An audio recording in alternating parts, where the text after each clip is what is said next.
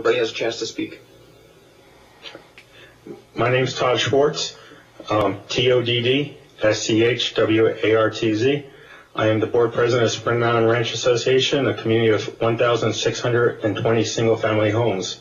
The most effective representation is representation closest to the people. As living amongst them, walking, I'm neighbors to my fellow homeowners. I was elected by my fellow homeowners. I think that's key to remember. Often when the bubble first burst, one of the important things to realize is a lot of homes went vacant. A lot of homes became blight. You know what? I heard from the neighbors that were still living in the homes, the neighbors that were still paying their dues, the neighbors that are still paying their mortgages, the neighbors that still live there today. They were coming to me asking, what can the HOA do to clean up the neighborhood, to make the neighborhood look better? There is a request for HOAs out there and HOAs to do what they need to do and to run effectively. If someone is unhappy with how the board is representing the community and they get the majority support, they become a board member. It's simple democracy right there. We also allow changes to CC&Rs. CC&Rs can be changed with the majority of the homeowners wanting a change. So that can change any rule through a CC&R. So there's already certain safeguards to be done. A few points regarding this bill. One, I did email the subcommittee about 15 major points. I want to touch on one or two. One of the points is an association the size of Summerlin or the Aliante or myself that was just here. He had 2,600 homes, I believe. I got 1,600 homes. When we talk about capital projects and that you need a popular vote, secret ballot vote, you're talking about $1 to $2 per vote to mail. So for $35,000 project, my association could be costing as much as $3,000. That's almost 10% of the overall cost of the capital project. We want to be fiduciarily responsible with the money. I don't see how this is fiduciarily responsible with the money by needing to take that much money to actually do a vote to do a $35,000 project. For Summerlin, it's probably going to cost them $50,000 to run that vote. So that I would definitely want. Pardon me, Mr. Schwartz. I just want to make sure you're in opposition to the bill? Yeah, I'm in opposition to the bill. Sorry about that. I just think that's kind of a bad use of money. And then the other thing to remember is we got regulatory to take care of a lot of these things. You can write all the legislation you want. We need a strong regulatory body. So until we look at that, people say things are going wrong.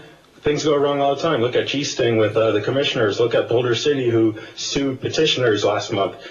The courts step in. The courts fix that. That's how things work. Regarding another section of this bill, page 53, item 25, or line 25 to 29, where it says, in a common interest community which is not gated or enclosed and the access to which is not restricted or controlled by a person or device, the association shall display a sign in plain view on or near any property on which parking is prohibited or restricted in a certain manner.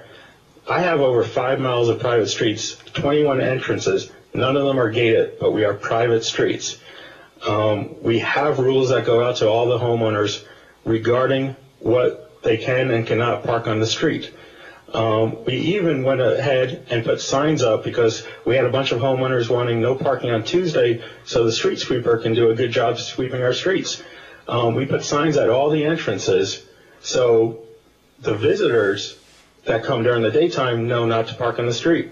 The question is, with this bill, do I have to put that an unregistered car can't park on the street, and do I have to put that sign every 50 feet?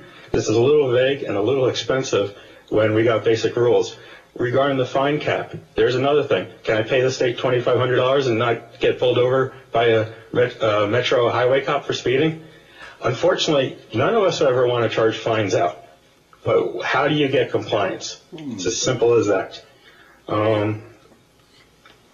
Like I said, AB 448 just goes way beyond and has too many things that are wrong in this bill. I hope you guys got my email regarding all my other issues. I appreciate it. Anyone have questions? Mr. Schwartz, is there anything in the bill that you do like?